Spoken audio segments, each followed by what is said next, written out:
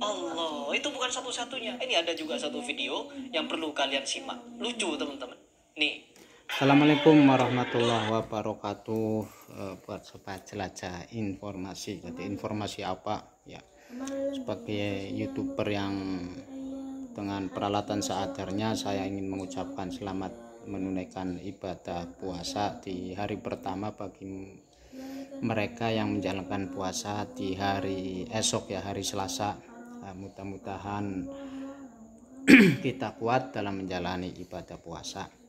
Jadi sebenarnya saya nggak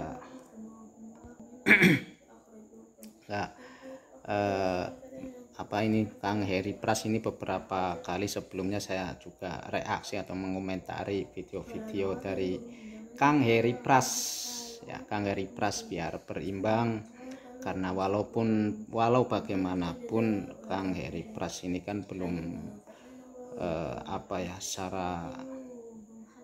secara parsial dalam menanggapi video-video yang beredar atau realita-realita yang ada di masyarakat, karena dia punya sudut pandang yang berbeda dengan orang-orang yang selama ini dikomentari dia, di reaksi dia. Dan saya kadang ya tergelitik, kadang juga lucu, wajahnya serius sekali. Tapi ini video sederhana, ini adalah pemikiran orang kampung.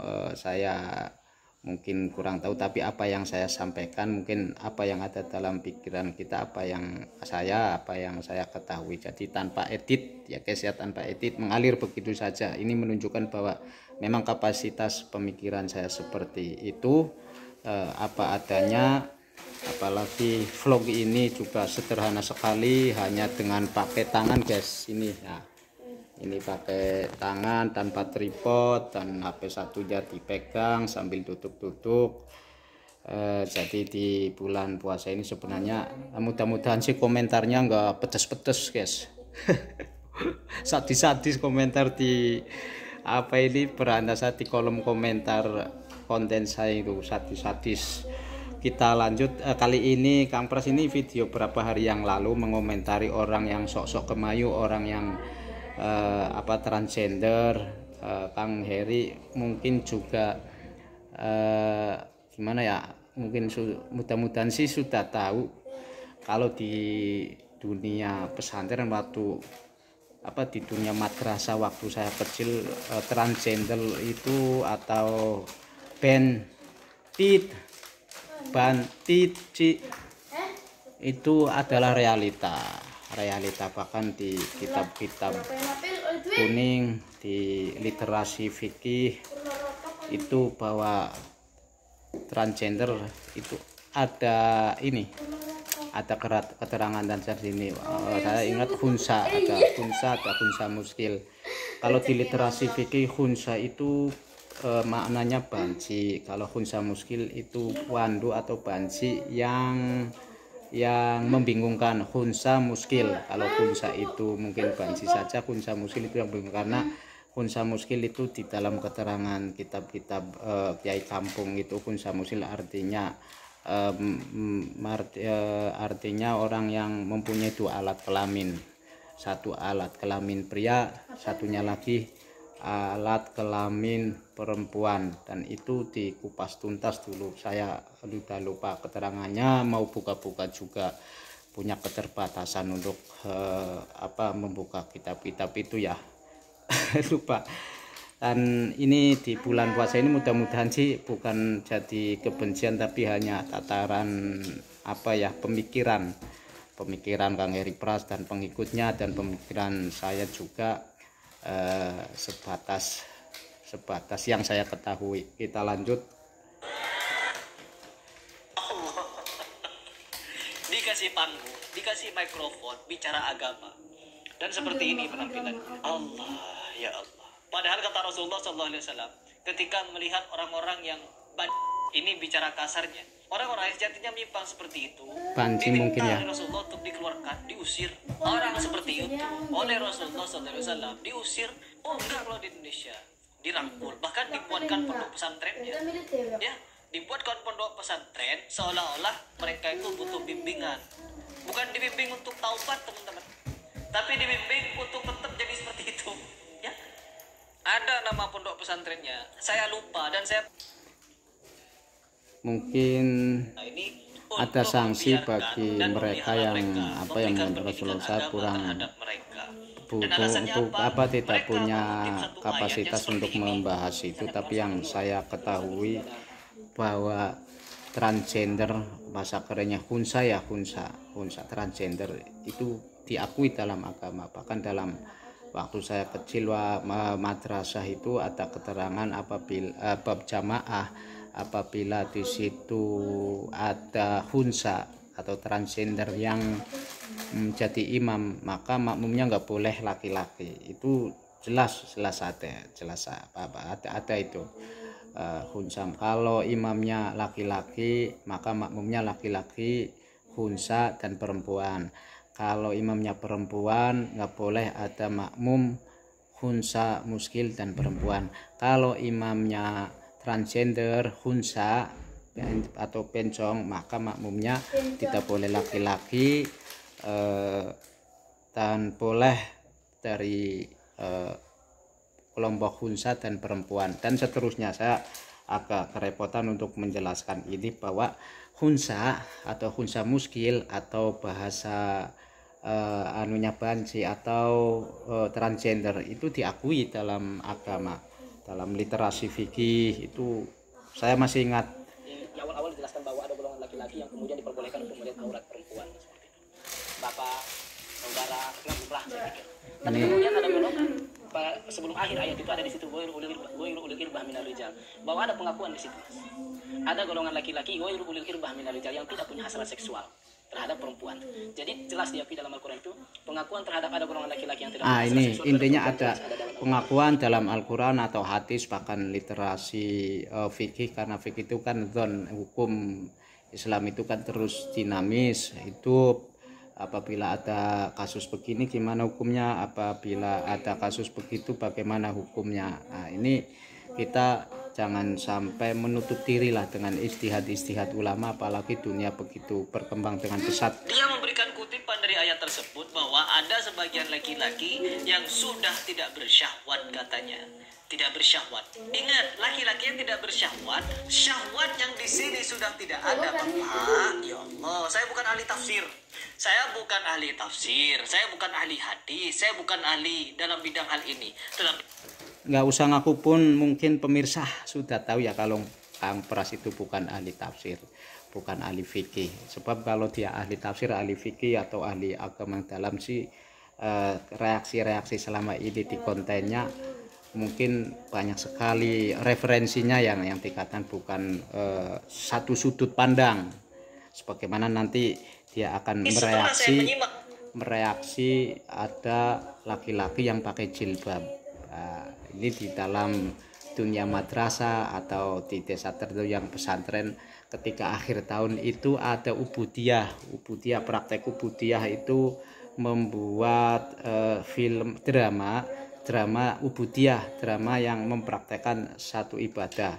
Jadi ketika misalkan ada santri atau murid madrasah menampilkan praktek ubudiyah tentang nikah. Nah, nikah ini karena perempuan dan laki-laki ini terpisah di pesantren atau di madrasah, maka praktek ubudiyahnya pun laki-laki semua.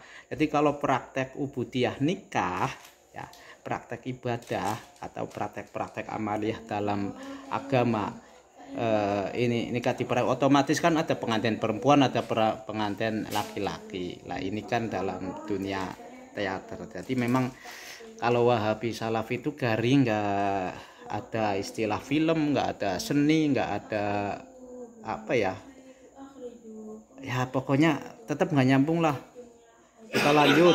Penjelasan dari ulama-ulama, dari buku-buku, dan disandingkan dengan ayat-ayat yang lain, hadis-hadis yang lain. Bunyi ayat tersebut, Bapak, adalah bagi laki-laki yang sudah lansia, tidak bersyahwat lagi. Artinya, nafsu seksualnya sudah tidak sekencang ketika dia waktu muda, Bapak. Bahkan sudah fokus dia menjelang kematian. Itu yang dimaksud. Tetapi kalau laki-laki seperti mereka ini, yang masih kenceng-kenceng, ya mereka ini masih kenceng tenaganya, masih bisa mereka melakukan syahwat. Mereka itu bukan tidak bernafsu Bapak, nafsu mereka tidak ke perempuan sudah, tapi ke sesama laki-laki. Dan ini menyimpang, bahkan saking menyimpangnya terjadi pada zamannya Nabi Lut. Itu semua yang bergenre seperti ini, aliran-aliran LGBT itu.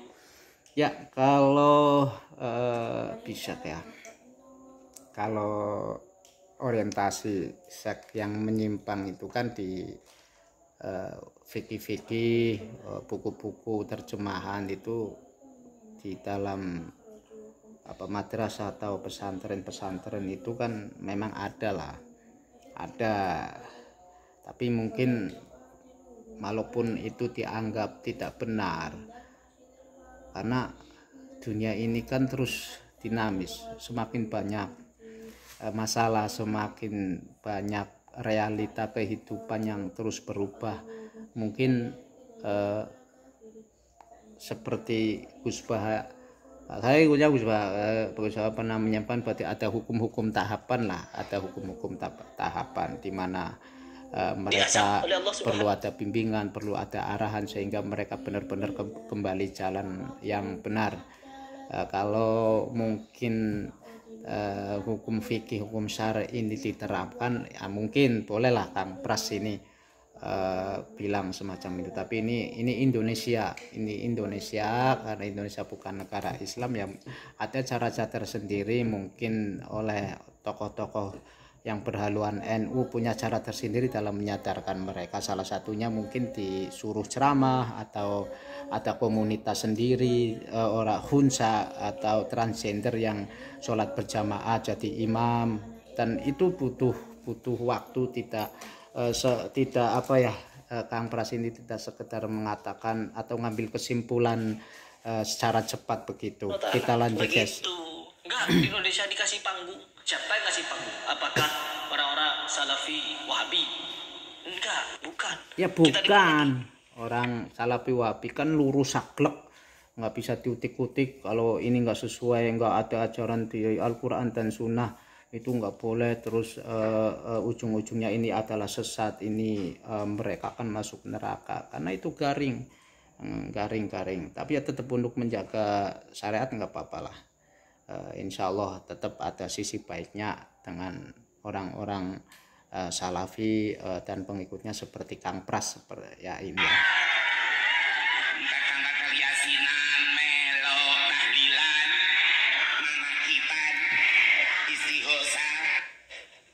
Apakah seperti ini yang dianggap sebagai standarisasi? Apakah ini masuk standar orang ini, teman-teman? Orang seperti ini dikasih mikrofon bicara depan umum. Mungkin kita nggak bisa ngambil kesimpulan seperti itu tempatnya di mana, pengajian apa, dan cara-cara itu yang jelas ya nggak seperti salaf. Ini pengajian bagi orang-orang awam lah. Jadi itu adalah bagian dari seni. Ya Allah.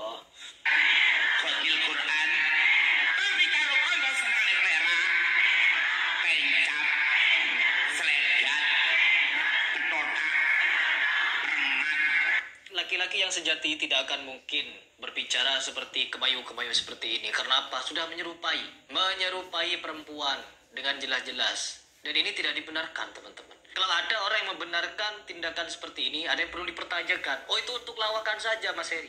Itu tidak seriusan, dia normal kok. Sekalipun itu lawakan, itu hanya acting atau apalah itu. Saya tidak mau ngurus. Karena apa? Menyerupai. Ya, itulah repotnya kalau nggak mau ngurus. Jadi susah ya hidup di Indonesia, serba salah kalau ikut Salafi mah. Perempuan, bahkan bukan ini satu-satunya, ada pondok pesantren yang mengadakan teater atau apa itu. Jadi itu kan sebenarnya bukan nyanyian, bukan apa, itu hanya mengkonversi satu pendapat. Ada orang ngaji melo, tahlilan melo, itu kan diiringi oleh jamaah ibu-ibu dan mungkin bapak-bapak ya, tetapi karo tonggo plero. Nah, jadi ngaji iya, sholat iya, jamaah iya, tapi sama tetangga masih lirak-lirik, masih dengki, iri dan sebagainya. Dan itu cara dalam dakwah untuk mengajak jamaah agar menghindari akhlak yang tidak baik. Tapi karena jamaahnya awam, hadirinnya awam, mungkin ya dengan cara-cara itu, karena memang kemampuan tadi pembicaranya juga terbatas, ya wajar saja nggak bisa di framing oleh Kang Pras begitu saja. Laki-laki, santri laki-laki didandani perempuan, dan apa, benar-benar seperti perempuan, kemayu-kemayu gini-gini tangannya. Nauzubillah min dzalik. Saya tidak habis pikir nih, tidak habis pikir. Padahal dilarang laki-laki itu untuk menyerupai perempuan, dilarang laki-laki itu bertindak kemayu-kemayu seperti perempuan. No, enggak, kalau sekarang di pesantren-pesantren malah. Itu sudah lama itu, saya itu teman-temannya di pesantren itu kalau imtihan akhir sana banyak sekali praktek ubudiyah yang seperti pada awal saya terangkan ketika praktek ubudiyah nikah, atau mungkin praktek ubudiyah memandingkan mayat ya oleh laki-laki, terus mayatnya perempuan dan ulangi ya, tadi mati sebentar. No edit guys. Nah, ini. Saya tidak punya banyak komentar. Ini kemungkinan mungkin di madrasah atau di pesantren yang sedang praktek ubudiyah, mungkin ada praktek satu cerita drama praktek ubudiyah yang menampilkan mungkin poligami atau mungkin praktek nikah atau apa ya, namanya seni bisa juga kan, tanpa maksud untuk menyerupai agar ya menyerupai perempuan atau menyerupai siapalah. Kan kalian berspekulasi saja di komentar saja sendiri, dan tuangkan isi pikiran kalian dalam fenomena ini. Kenapa Salafi tidak memecah? Nggak ada antara Syiah dan tadi fenomena biasa itu sebenarnya. Mungkin Kang Heri baru tahu tentang fenomena itu, realita itu bahwa ada, atau ini lahirnya di mana nggak tahu. Jadi kagetan Kang Heri, kagetan. Ini sambungan ini sudah saya reaksi kemarin.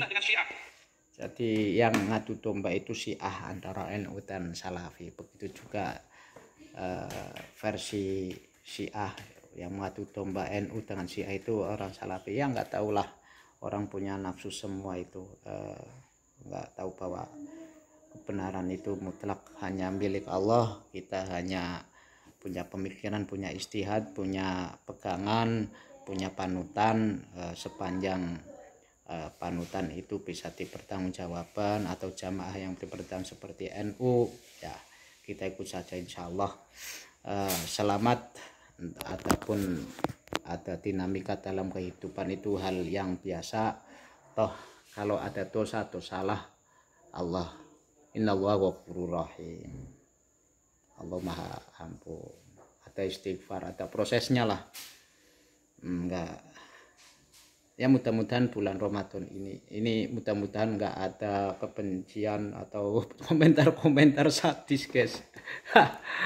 Assalamualaikum warahmatullahi wabarakatuh. No edit ngevlog, kameranya pegang ya dengan cara sederhana ini, kalah jauh lah sama Kang Pras. Tapi dunia media medsos ini sangat terbuka, bahkan orang-orang seperti saya yang di pelosok itu pun bisa ikut berkomentar atau bereaksi atau sekedar pendapat sebagai penyeimbang atau pengimbang dari ungkapan-ungkapan, komentar-komentar atau pendapat yang disampaikan Kang Pras. Sekali lagi assalamualaikum warahmatullahi wabarakatuh. Atau yang komentar tua bangka